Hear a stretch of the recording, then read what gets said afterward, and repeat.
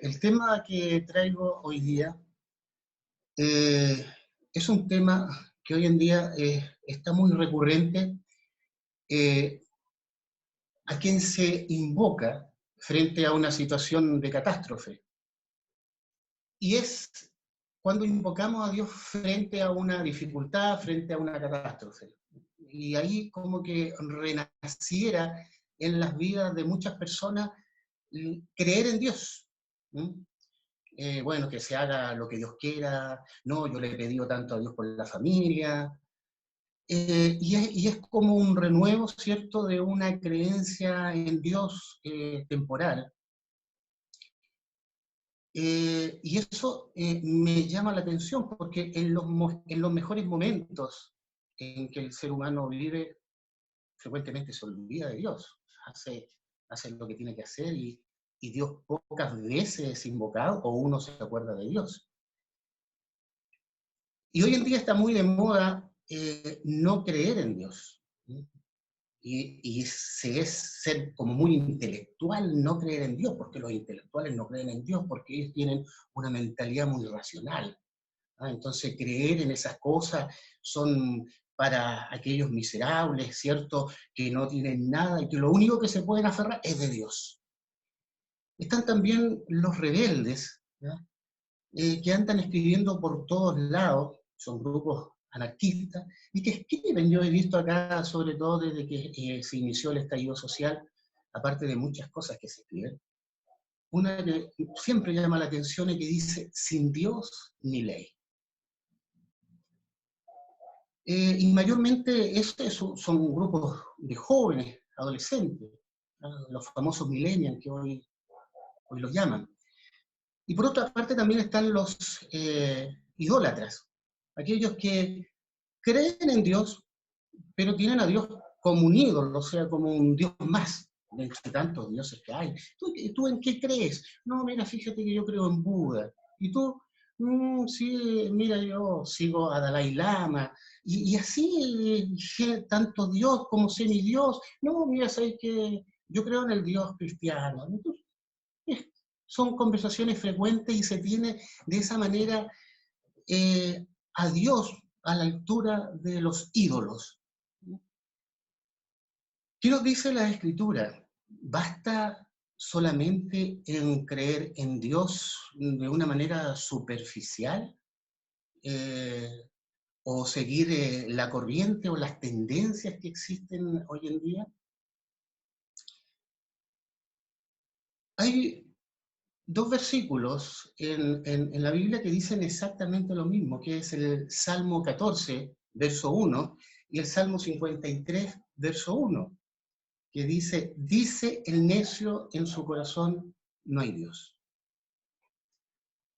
Bueno, si uno ve el contexto de estos versículos, está indicando más que falta de intelectualidad de las personas, y que aquí el salmista los trata como necios, tiene que ver más que nada de personas inmorales que rechazan a Dios, de acuerdo al contexto. Pero el primer verso, tanto del capítulo 14 como del capítulo, claro, 14, verso 1 y del capítulo 53, verso 1, dice el necio en su corazón.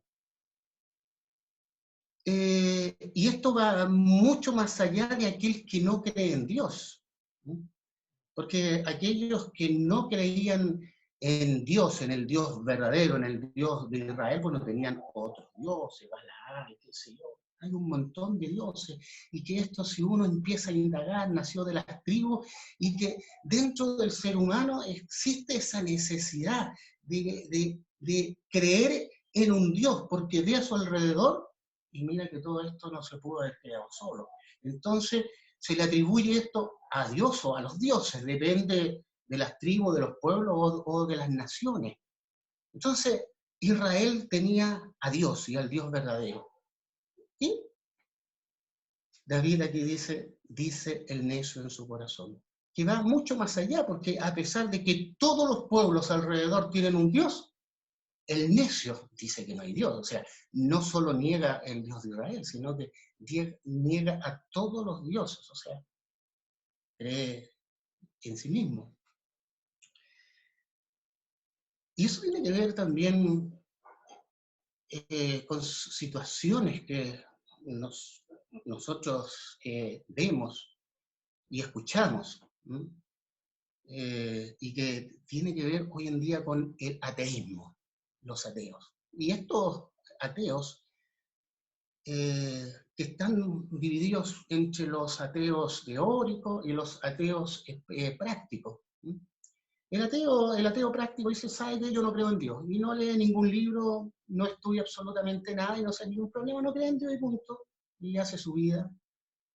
En cambio, el ateo teórico tiene un problema en sí mismo, quizás con esa necesidad de tener a Dios, que sabe que hay un Dios, pero lo niega.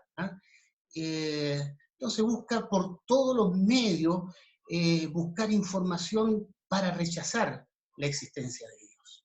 Ese es el teórico, y que siempre está buscando algo para negar a Dios, pero en el fondo sabe que Dios existe, si no, no sería problema, sería un teórico, o sea, un ateo práctico. Pero el principal argumento del necio o de aquellos intelectuales que dicen no creer en Dios, o creer en un Dios casi olvidadizo que creó el mundo, pero se fue y nos dejó a nosotros y en algún momento va a volver. El principal argumento siempre tiene que ver con la creación, con la famosa explosión cósmica del Big Bang, ¿cierto? Y que a raíz de un desastre empiezan a hacer la creación. Y ese es el principal argumento. ¿Ves que uno tiene la oportunidad de conversar con alguien que no cree en Dios? No, es que mira la creación, mira, tú has visto de Darwin, mira los programas que hablan del universo, de la creación de la Tierra, ¿cierto? Y eso es un mundo fabuloso.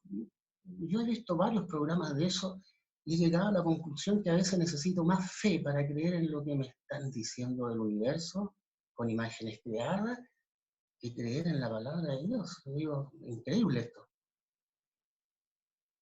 Pero ese es el principal argumento de los que no creen en Dios, que tiene que ver con la creación.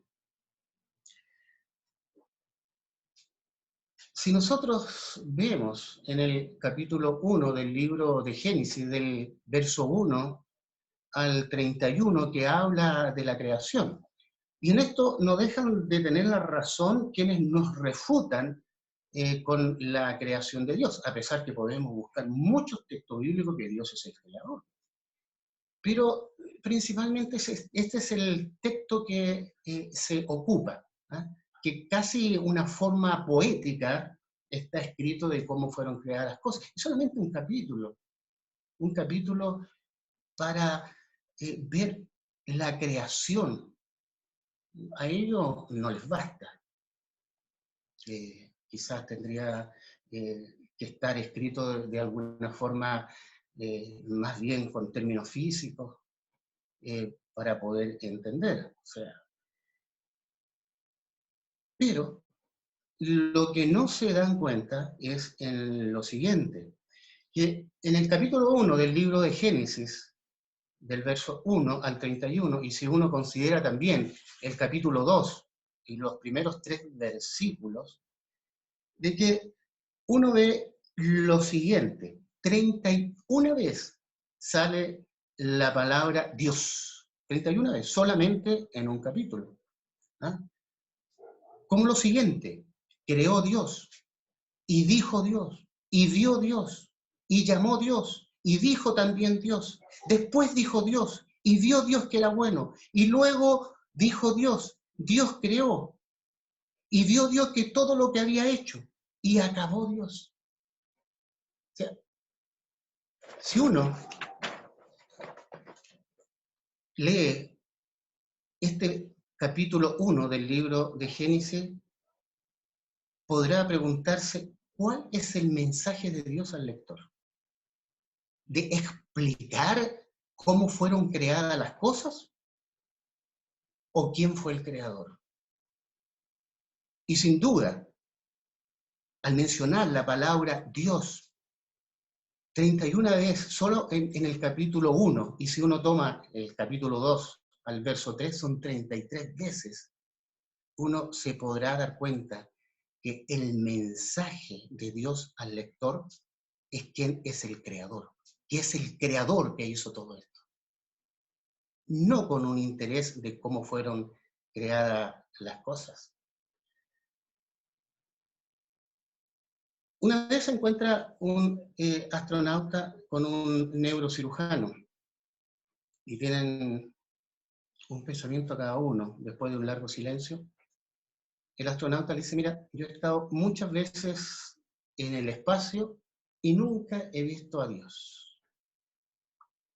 El neurocirujano agachó la cabeza, guardó un rato de silencio y dice, mira, yo he operado muchos cerebros y nunca he visto un pensamiento. Es innegable la existencia de Dios. Es la creación misma que nos muestra que detrás de todo esto no existe solo un creador, como algunos dicen, sino que está la mano de Dios. Pero frente a lo que estamos diciendo, ¿basta creer en Dios?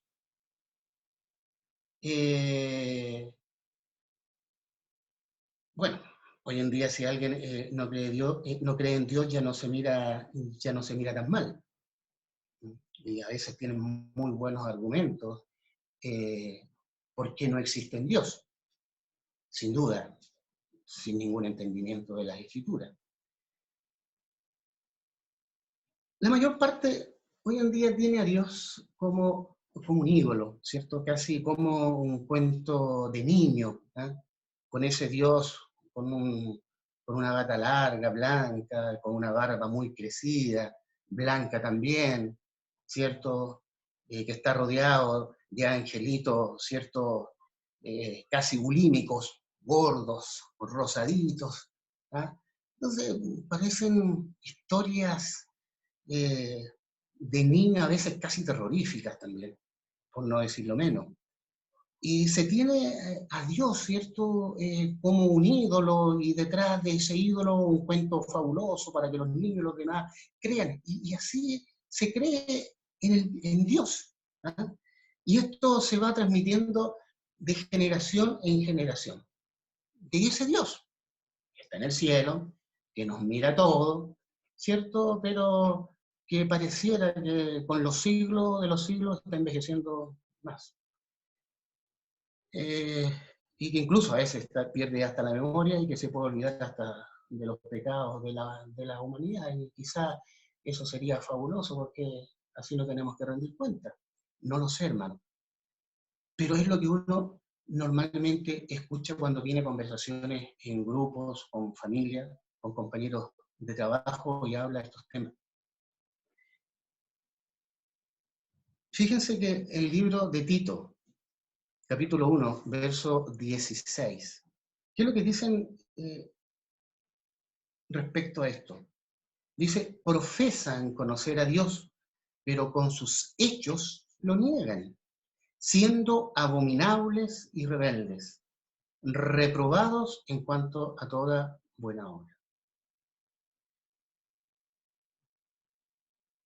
Profesar conocer a Dios no basta. Si uno se va al final de los tiempos, a través de la Escritura, uno ve de que aquí lo importante no es que Dios al final de los tiempos uno conozca a Dios, sino que Dios lo conozca a uno. Eso es fundamental. A través de las Escrituras vemos situaciones como las que estamos mencionando, porque esto no es nada nuevo, esto viene de mucho tiempo. Pablo, estando en Atenas, va por el aerópago y empieza a caminar, a observar, y se encuentra con varios altares a diferentes dioses, ¿cierto? Ya que estos hombres tenían una cantidad de dioses innumerables, y de entre tanto ellos se encuentra un altar que decía al Dios no conocido. Esto, lo que estoy relatando, lo podemos ver en el libro de Hechos, en el capítulo 17, verso 16 al 32. Y dice lo siguiente.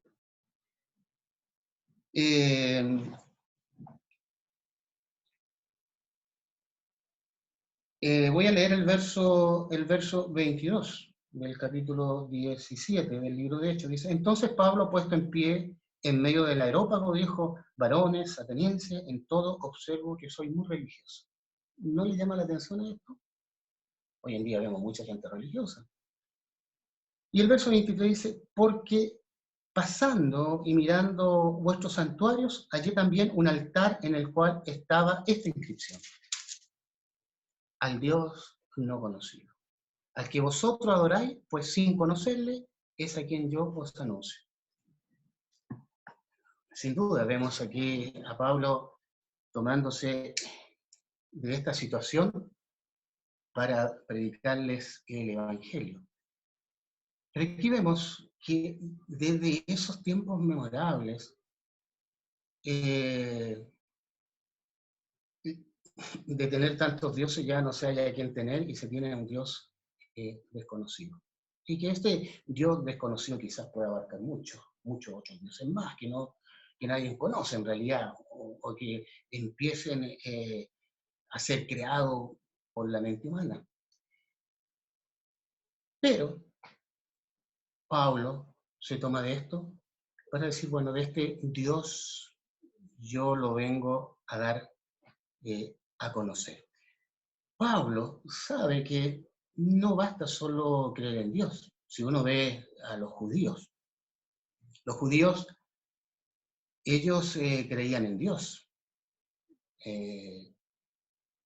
y en nadie más. Después del cautiverio, aprendieron de la idolatría y sacaron la idolatría de lleno, y solamente se enfocaron en varias reglas estrictas que ellos mismos crearon, en creer solamente en Dios y en nadie más. De ahí también es el problema de rechazar a Cristo cuando decía que era el Hijo de Dios. Pero no les bastó eso. No basta solo creer en Dios. ¿No? Hoy en día, cuando conversamos: ¿tú crees en Dios? Sí, sí, yo creo en Dios. ¿Eres cristiano? No, pero creo en Dios a mi manera, porque creo que hay un gran grupo que cree en Dios a su manera. Profesan conocer a Dios, pero con sus hechos lo niegan. Gente muy religiosa, que incluso tienen tantos dioses, porque parece que frente a esta gran demanda de creer, también hay una gran oferta. Si nosotros vemos en el mismo capítulo 17 del libro de Hechos, pero ahora en el verso 22 y en el verso 22 y 23 que acabamos de ver, que Pablo inicia con esto, pero parte diciendo en el verso 24, dice: el Dios que hizo el mundo y todas las cosas que en él hay. Parte justamente con este Dios de la creación, con este tema tan polémico de hoy en día, de que se rehúsan a creer en la creación que fue realizada por Dios. Hay que decir entre el mundo religioso, si fueron 7 días, si no fueron 7 días, si fueron muchos, ¿cierto? Porque sacan la palabra hebrea, que es Yom, ahí cuando habla ¿cierto?, de los días y que tiene que ver con una etapa de tiempo, con una era, con muchas cosas. ¿Para qué hablar de aquello? Pablo dice ahora a los atenienses, el Dios que ha creado todas las cosas. Marca una diferencia. Este Dios no es invención de la mente humana, quizás como todos estos dioses que ustedes han creado, sino que este es el Dios verdadero, este es el Dios de la creación, que creó con un hecho completamente innegable. Pero en este mismo relato Pablo termina predicando el Evangelio. ¿Mm?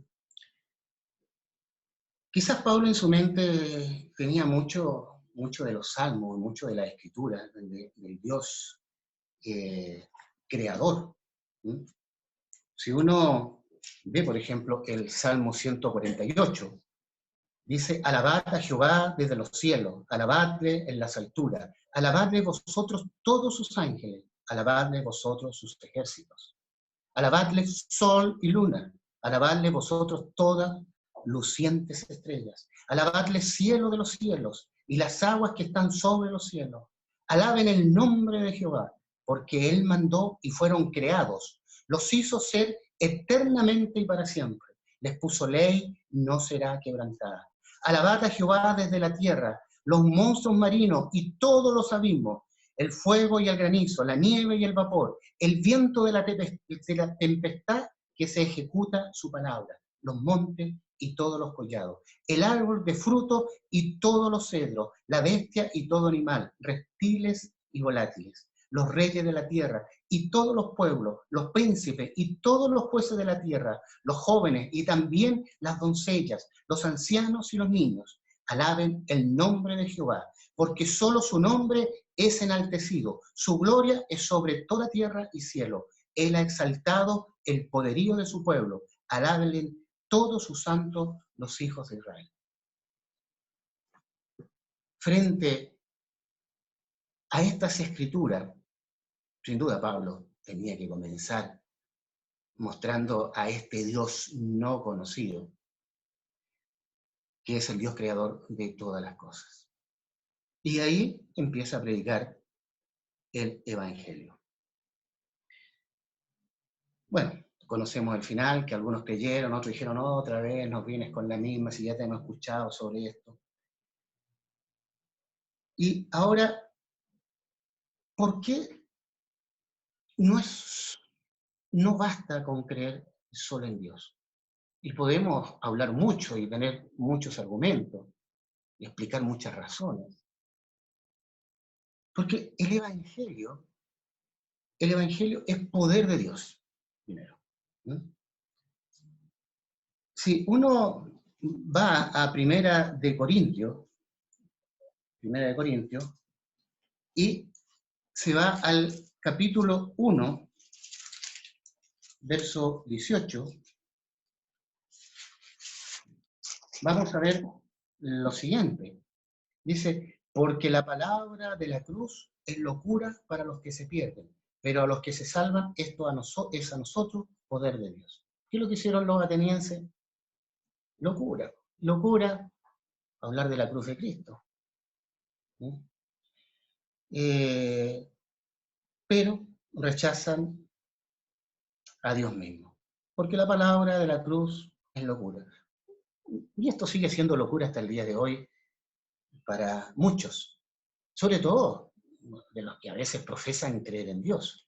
Estoy hablando obviamente de las personas que no son cristianas, que creen en Dios, pero uno le habla de Cristo, y para ellos es una verdadera locura. Y para los que lo logran aceptar a veces también está muy de moda. Bueno, pero ¿de qué Jesús me está hablando? ¿Del Jesús de la Biblia o del Jesús histórico? Yo esto lo escuchaba hasta en cristiano, del Jesús histórico, o sea, si no está mencionado por Tácito, Suetonio o Flavio Josefo en su escrito, estos historiadores de aquel tiempo, entonces, puedo poner hasta en duda de lo que dice la Biblia. Y eso realmente, hermano, me asombra. Nosotros no estamos para creer en un Jesús histórico, estamos para creer en el Jesús de la Biblia, en lo que nos muestra la palabra de Dios, con aquel que es el Hijo de Dios. ¿Ah?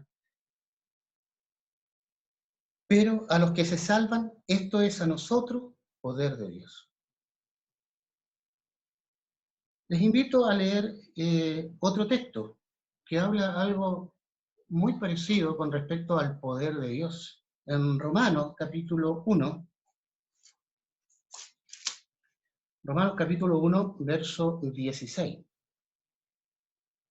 Pablo dice, porque no me avergüenzo del Evangelio, porque es poder de Dios para salvación a todo aquel que cree.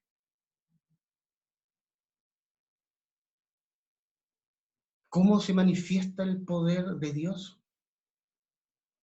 Por medio del Evangelio.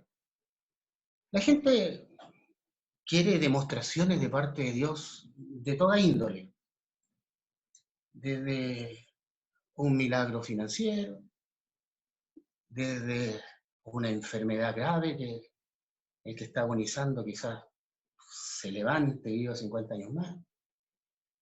Y vamos pidiendo a Dios en oración.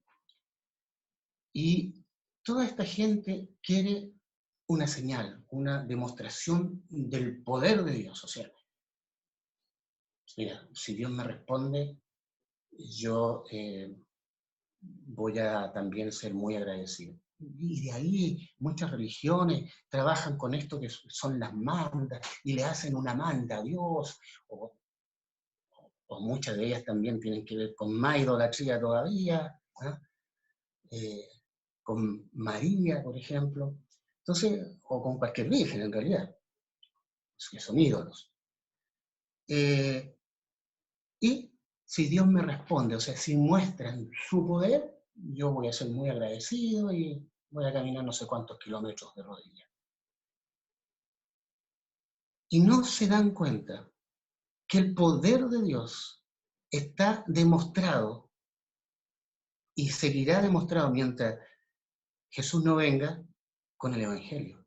Es el poder que cambia y transforma las vidas de los que creen.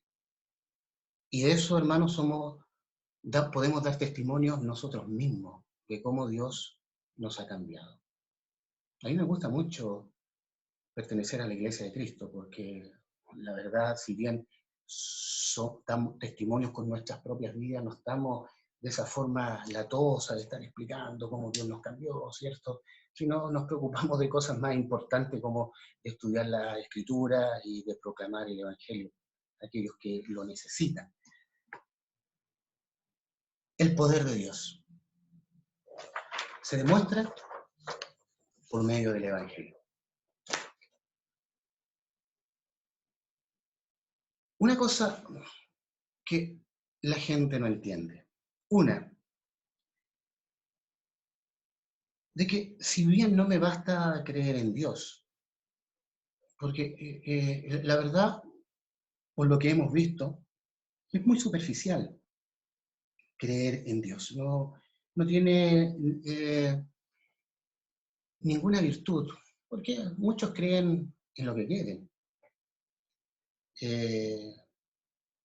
Me recuerda mucho eso cuando en Corintios tenían algún tipo de conflicto, entonces algunos polarizaban con ciertos predicadores. No, mira, es que yo soy de Pablo, mira, es que yo soy de Pedro, no, yo soy de Cefa. Y nació un grupo y quizás quería ser distinto a los demás, ¿cierto? Bueno, yo soy de Cristo. Y están polarizando de la misma manera. Por lo tanto, esto de los de afuera que dicen yo creo en Dios no tiene ninguna virtud en sí misma, porque hay una cosa que deben entender, de que deben creer en Jesús, porque creer en Jesús, ¿cierto? Por medio de la fe en Él, es lo primordial. Y segundo, obedecer el Evangelio.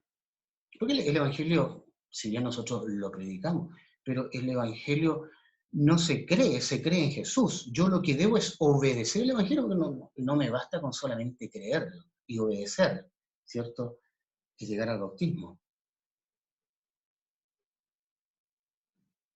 Pero si al mundo se le es tan fácil creer en Dios, y les digo, hermano, que creen en Dios simplemente porque se le ha transmitido, eh, pero sin ninguna preocupación de leer la Escritura.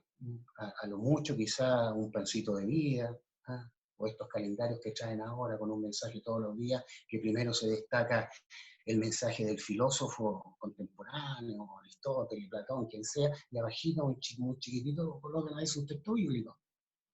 Eh, Esto no tiene que ver con eso. Y de alguna manera se está rechazando a quien no se tiene que rechazar. Y es lo que nos pasa. A veces como iglesia nos cuestionamos bastante. Bueno, ¿estamos haciendo el trabajo? ¿Predicamos el Evangelio? ¿Hacemos el trabajo suficiente para llevar a Dios a las vidas de las personas que la necesitan y que ellos crean en su Hijo Jesucristo? Y nos cuestionamos, a veces decimos que somos flojos, que no estamos haciendo lo suficiente. Que quizás, hermano, no estamos muy lejos de la realidad. Quizás es así, pero también debemos también ser realistas que estamos frente a un terreno muy complicado y cada vez muy complicado para predicar el Evangelio, justamente por las creencias diversas que tiene la gente. ¿Y qué es lo que sentimos? Es el rechazo, y no podemos creer de que la gente esté rechazando a Jesús. Y aquellos que creen, ¿cierto?, escasamente en Jesús, siguen creyendo en ese Jesús crucificado, impotente y clavado hace 2000 años, y no a Jesús resucitado, ¿sí?, que tiene poder para cambiar las vidas y que ha de venir a juzgar a los vivos y a los muertos. Les invito a que veamos en el libro de Lucas,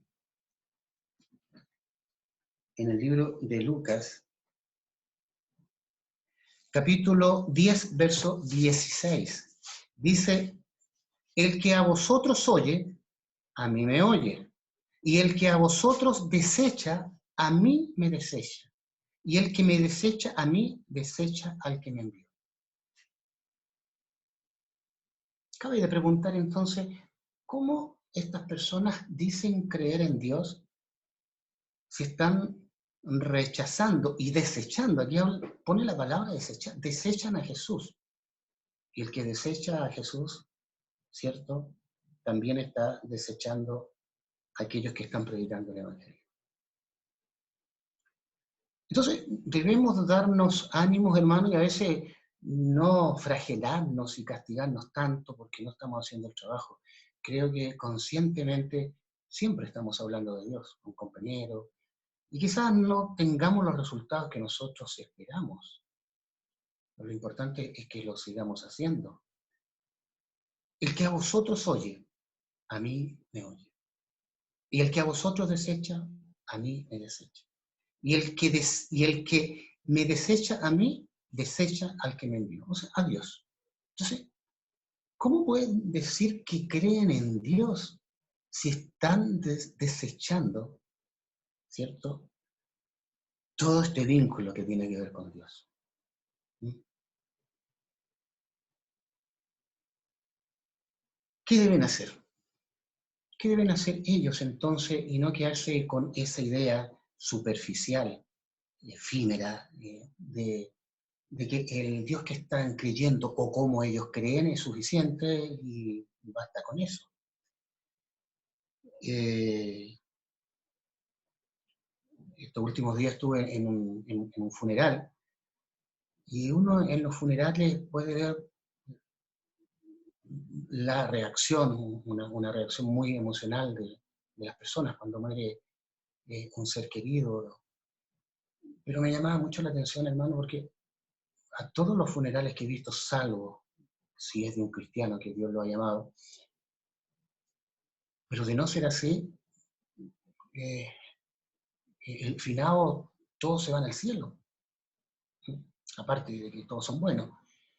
Pero a todos los envían al cielo, ¿ah? Y que el Señor lo reciba en su reino, porque fue muy buena persona, y era muy creyente, hacía muy buena obra. Me entristece, hermano, ¿no? Me entristece una situación así, sobre todo cuando es de un ser querido, porque uno sabe que no es así, que no es la realidad. Y entristece que alguien muera sin Cristo. ¿Qué deben hacer? ¿Qué deben hacer? Y eso es lo que nosotros, es lo que debemos trabajar y entender nosotros primeramente, el confesar.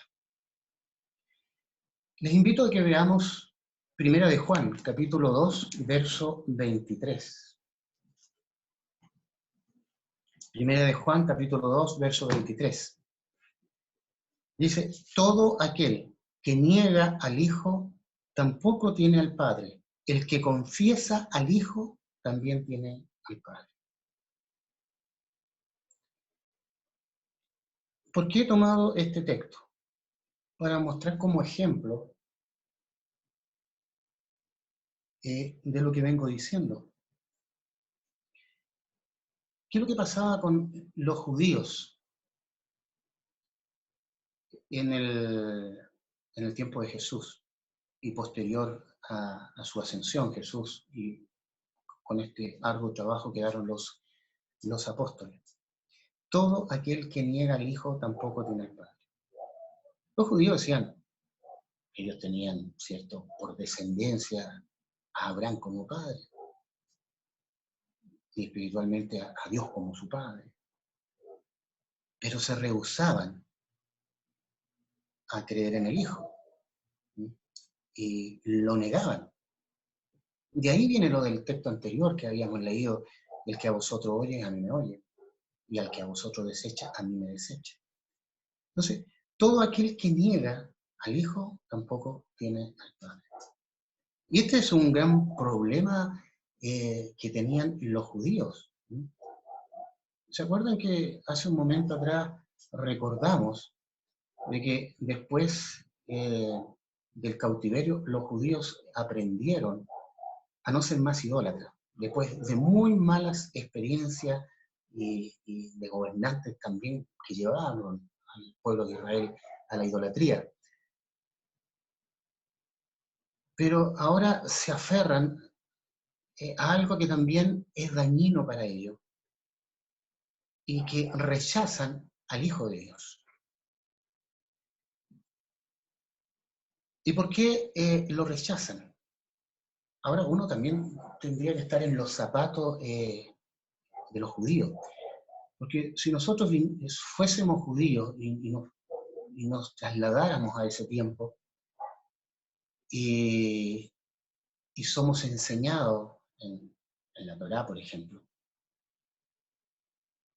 con textos bíblicos que eran leídos frecuentemente, como por ejemplo Éxodo capítulo 3, verso 14, que decía, respondió Dios a Moisés, yo soy el que soy. Y dijo, así dirás a los hijos de Israel, yo soy, me envió a vosotros. Bueno, conocemos la historia de esto. Cuando Dios envía a Moisés. Bueno, pero en el nombre de quién voy a decirle si, oye, yo hace más de 40 años que no estoy en Egipto y voy a ir a un pueblo que no conozco, y en el nombre de quién. Bueno, yo soy el que soy. Si uno ve en teología y ve el nombre de Dios, en realidad Dios no tiene nombre. No se puede identificar con un nombre, porque Él es Dios. Yo soy el que soy. ¿Y por qué les digo que nos traslademos al tiempo de Jesús, como aquellos judíos que rechazaban, después de muchas experiencias a través de los años en la historia del pueblo de Israel, y que ahora aprendió a no ser idólatra, y estar escuchando constantemente estos textos bíblicos en la Torá, ahora aparece un hombre, un hijo de un carpintero, de un lugar, ¿cierto? No de muy buen nombre, como Nazaret, diciendo que es el Hijo de Dios. Y fíjense, usando el mismo término, yo soy, el yo soy. Entonces, imagínense a Jesús en un lugar público y partiendo sus oraciones, como por ejemplo, yo soy el pan de vida. Antes que Abraham fuera, yo soy. Yo soy la puerta de las ovejas. Yo soy el camino, la verdad y la vida. Yo soy la vid verdadera. Yo soy el alfa y la omega. Yo soy el primero y el último. Si yo fuera judío y un hombre que es humano igual que yo, es lo que yo pensaba, y que use este mismo término que corresponde solamente a Dios y que Él lo está usando, probablemente es una barbaridad. O sea, para no hacer a veces estos juicios que hacemos con los judíos, pero ¿cómo lo pudieron rechazar? ¿Cómo? Eso es inconcebible, ¿cierto?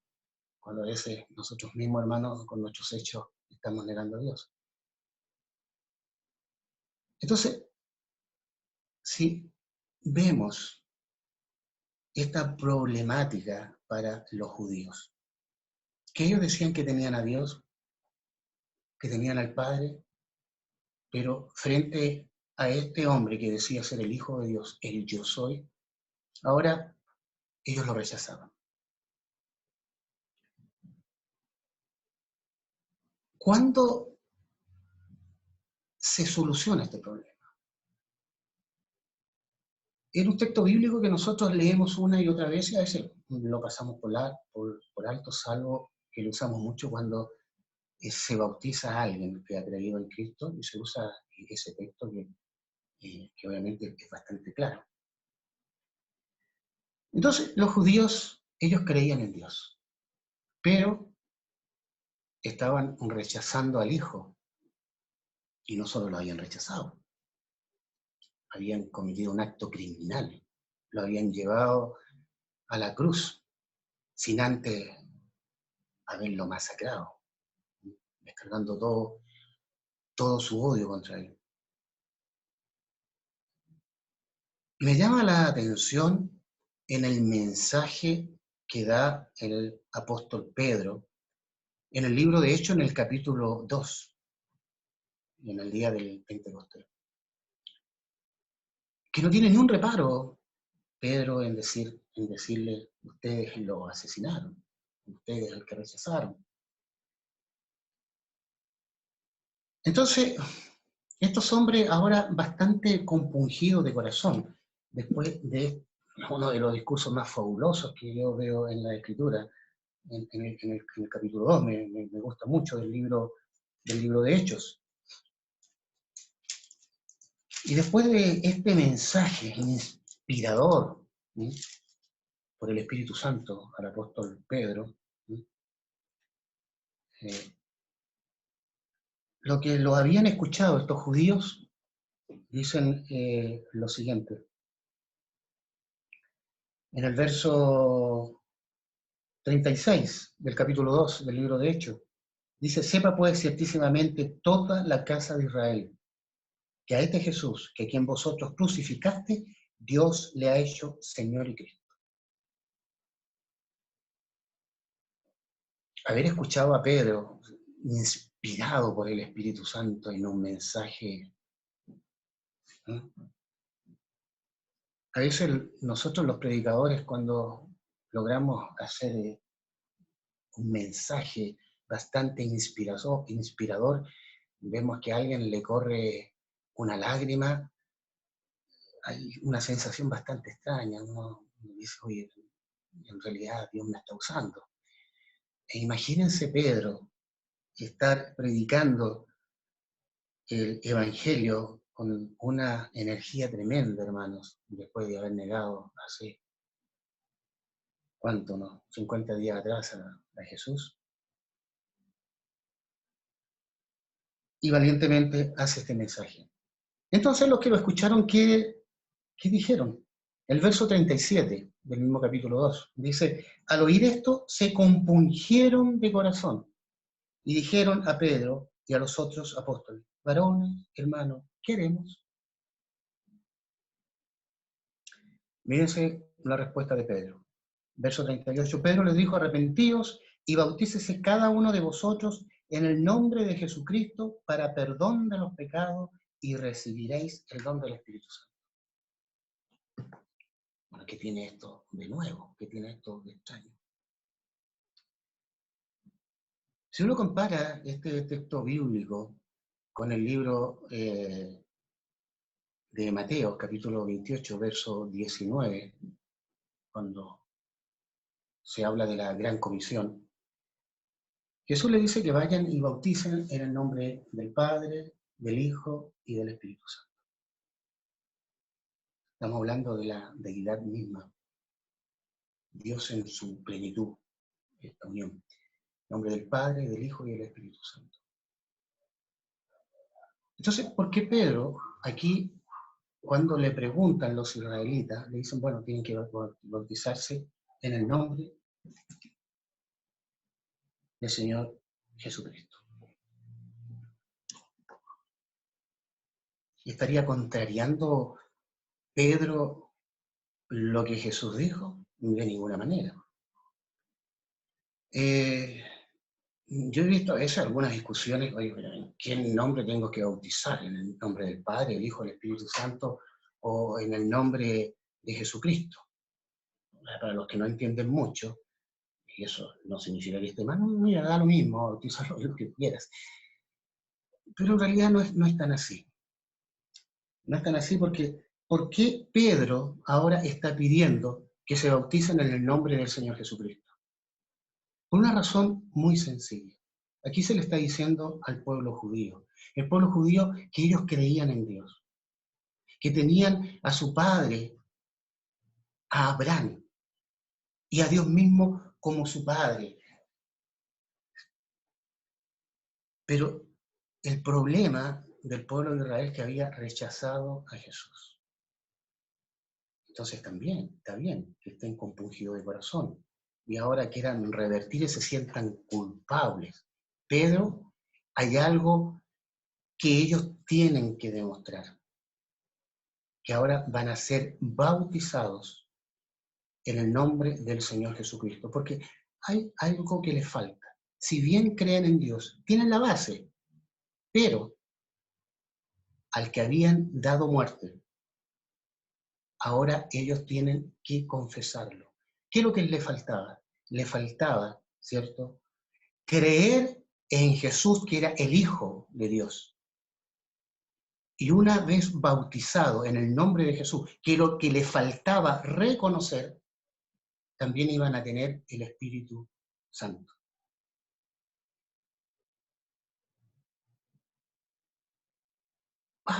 Pedro está dando a entender que no basta de que los israelitas creyeran en Dios, tenían que aceptar a Jesús. Ahora tenían que ser bautizados en su nombre porque les faltaba aquello. ¿Cómo nosotros entonces, hermano, podemos permitir y a veces aceptar de buenas y a primera y casi con felicitaciones a aquellos amigos, compañeros? No, yo también creo en Dios y con eso parece que hicimos el trabajo. Y con eso basta, o sea, no hay que seguir predicando, no hay que seguir insistiendo cuando esas personas no tienen ni a Jesús, y menos al Espíritu Santo. No basta solo creer en Dios. Va a haber un día, hermano, que va a ser el día de la decepción, y que es el día final. Con todos estos grupos religiosos que dicen que creen en Dios, Si uno va al libro de Mateo, perdón, libro de Mateo, capítulo 7,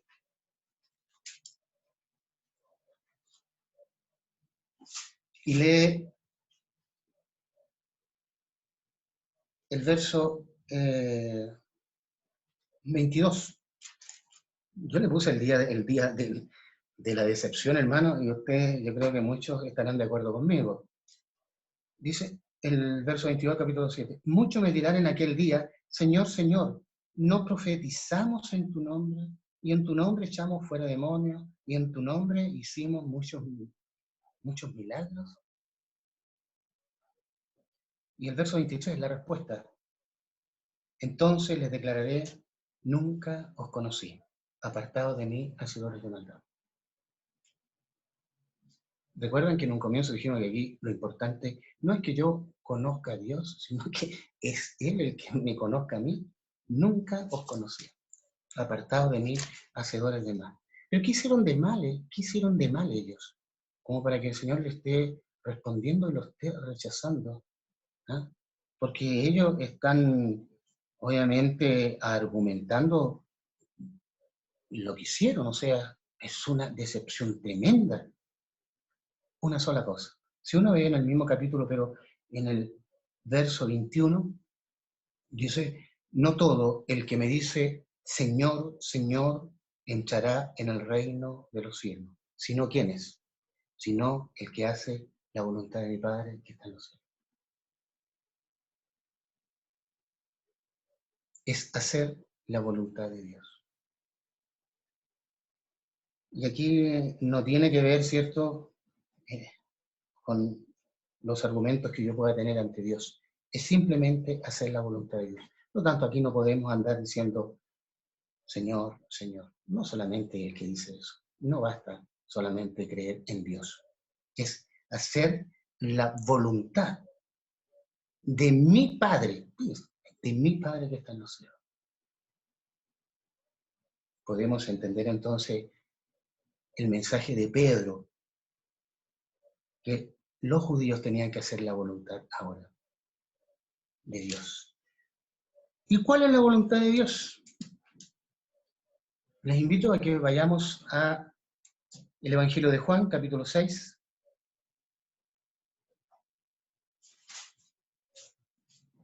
Juan capítulo 6, verso 40.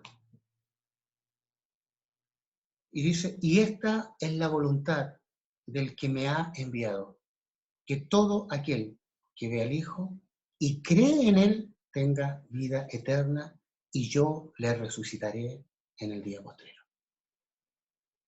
¿Cuál es la voluntad de Dios? La voluntad de Dios del que me ha enviado, que todo el que ve al Hijo de Dios y crea en Él tenga vida eterna. No basta, hermano,